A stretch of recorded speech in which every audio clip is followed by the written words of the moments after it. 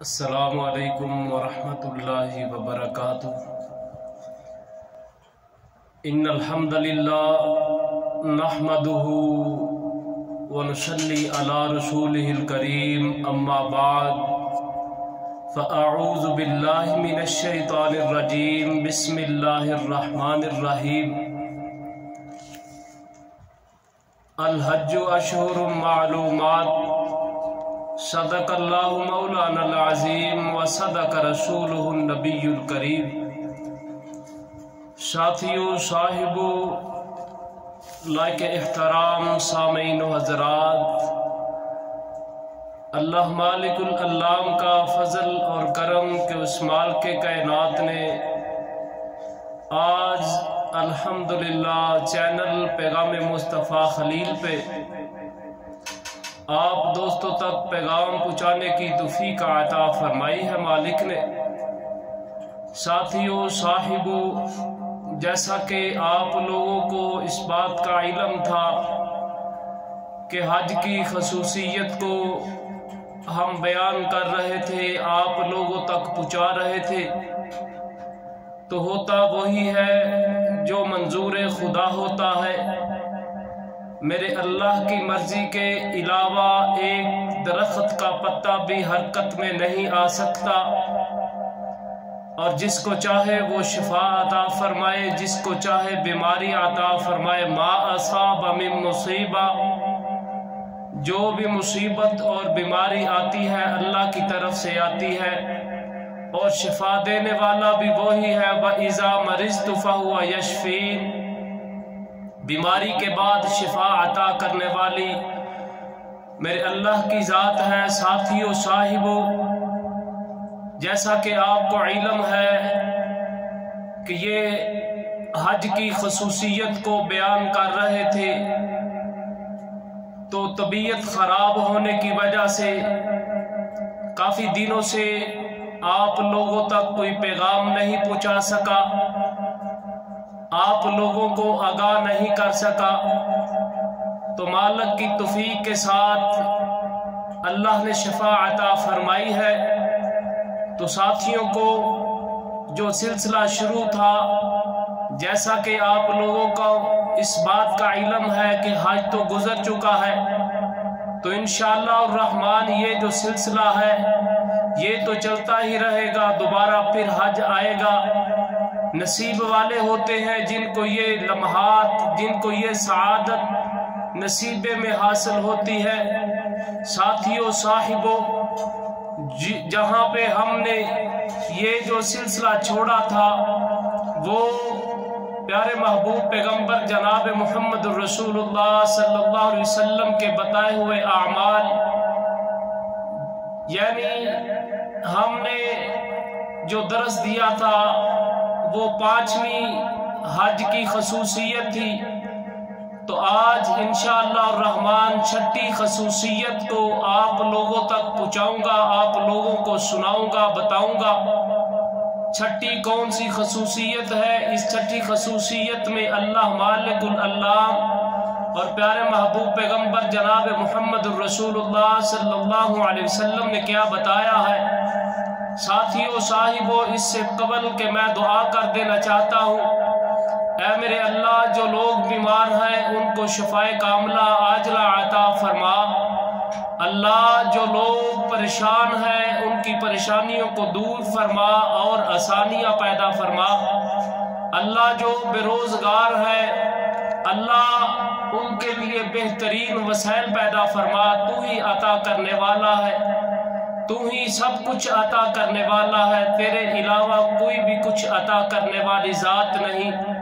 اے اللہ، جو لوگ پریشان حال ہے، مصیبت میں ہے، اللہ ان کی پریشانیوں کو دور فرما، اللہ آسانیاں پیدا فرما۔ ساتھیو، صاحبو، حج کے تمام ارکان کی مخصوص جگہ ہے، کسی جگہ بھی اور کوئی بدلہ نہیں، یعنی حج کے جو ارکان ہیں جہاں جہاں محبوب پیغمبر جناب محمد رسول اللہ صلی اللہ علیہ وسلم نے بتا دیے ہیں وہاں ہی ہو سکتے ہیں، اس کے علاوہ کہیں بھی ہوں گے تو قبول نہیں ہوں گے۔ جیسے طواف صرف اور صرف بیت اللہ کا، صحیح صرف اور صرف صفا مروہ کی، اور وقوف صرف مزدلفہ عرفات میں، قربانی صرف اور صرف منی میں، یہ کنکریاں مارنا صرف جمرات پر، دنیا جہاں کی کسی بھی مسجد میں طواف نہیں کیا جا سکتا، نہ ہی قبول ہوگا۔ طواف صرف اور صرف بیت اللہ کا ہے۔ آج لوگوں نے قبروں مزاروں پر حج بنا لیا، حج کرنا شروع کر دیا، قبروں پر اور مزاروں پر طواف کرنا شروع کر دیا، اور لوگوں نے ایسی ایسی کتابیں لکھ دی، ایسے لوگ جاہلیت کے کاموں میں مصروف ہو چکے ہیں۔ اتنی گری حرکتیں تو پہلے جو مشرک گزر چکے ہیں انہوں نے نہیں کی۔ جیسا کہ آپ لوگوں کو پتہ ہے، بیت اللہ کے مقابلہ میں ابرا نامی نے ایک بیت اللہ کے مقابلے میں گھر تیار کیا، تو اس وقت کے مسلمانوں نے اس کو برداشت نہیں کیا، لیکن آج کا مسلمان ایسی جاہلیت اور جاہلانہ حرکت میں مصروف ہے۔ بیت اللہ کے مقابلے میں بیت اللہ بن رہے ہیں، اور بیت اللہ کے مقابلے میں طواف ہو رہے ہیں، اور بیت اللہ بن چکے ہیں اور مزاروں پہ طواف ہو رہے ہیں۔ ایسی جاہلانہ حرکتیں تو پہلے مشرکوں نے نہیں کی جو آج کا مسلمان کر رہا ہے۔ اور کچھ تو یوں ایسے کہہ رہے ہیں، تیرے پیرا وچ بہ کے بابا جی، تیرے پیرا وچ بہ کے بابا جی ساڈا حج ہو گیا۔ اللہ اللہ، کچھ یہ کہتے ہیں تیرے پیروں میں بیٹھ کر ہمارا حج ہو گیا۔ یہ کیسی جاہلانہ باتیں ہیں، یہ کیسے جاہلانہ طریقے ہیں۔ بیت اللہ کو چھوڑ کر بیت اللہ بنانا، اس کا طواف کرنا، اس پہ جناب یہ کہنا کہ ہمارا حج ہو چکا ہے۔ استغفر اللہ، یہ جاہلانہ حرکتیں ہیں۔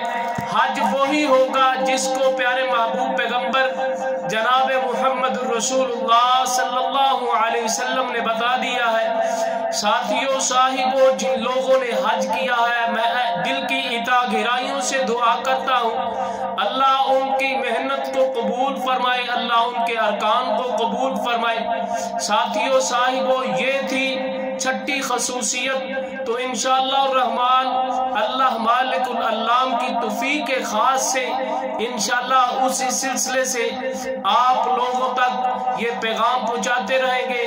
یہ چھٹی خصوصیت تھی۔ اس کے بعد انشاءاللہ الرحمن ساتویں آپ کو بتائیں گے۔ یہ مت سمجھنا اب تو حج گزر چکا ہے، آئندہ بھی آئے گا، ہم نہیں رہیں گے، یہ سلسلہ چلتا رہے گا۔ یہ صدقہ جاریہ ہے۔ اس صدقے جاریے کو بیان کرنے کے لیے میں دعا کرتا ہوں اللہ ہم کو ریاکاری سے محفوظ فرمائے، دکھلاوے سے محفوظ فرمائے، شیطان کی شر سے محفوظ فرمائے، حاسدین کے حسد سے اللہ محفوظ فرمائے۔ اللہ ہماری ٹوٹی پھوٹی محنتوں کو قبول فرمائے۔ اللہ جو دوست احباب محبت کرنے والے ہیں، پیغام چینل مصطفیٰ سے دل لگی رکھنے والے ہیں، اللہ جو انتظار میں ہے، اللہ ان کی محبت کو ایسا قبول فرما کہ ان کے لیے کل قیامت کے دن صدقہ جاریہ بن جائے، ان کے گناہوں کو معاف فرما۔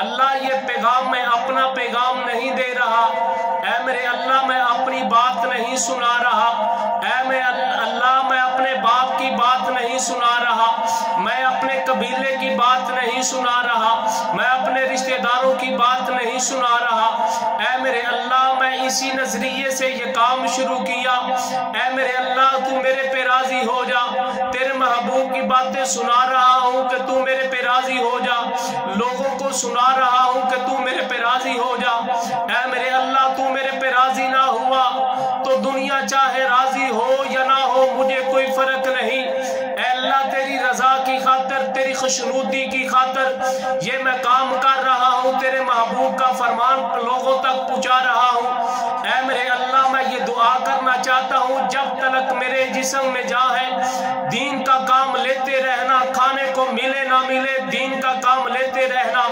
اللہ جسم میں جان رہے نہ رہے دین کا کام میں کرتا رہوں، ایسی ہمت عطا فرما، ایسی جرت عطا فرما، ایسی طاقت عطا فرما، ایسے وسائل عطا فرما، ایسے لوگ عطا فرما جو دین سے محبت کرنے والے اس پیغام کو عام کر دیں دنیا کے کونے کونے میں۔ میں چاہتا ہوں میرے ذریعے اے اللہ تیرے محبوب پیغمبر کا فرمان پہنچ جائے، تیرے محبوب پیغمبر کی بات پہنچ جائے۔ میں ادنا سا گناہگار سا انسان یہ دعا کر رہا ہوں، میرے اللہ میری دعا کو قبول فرمانا۔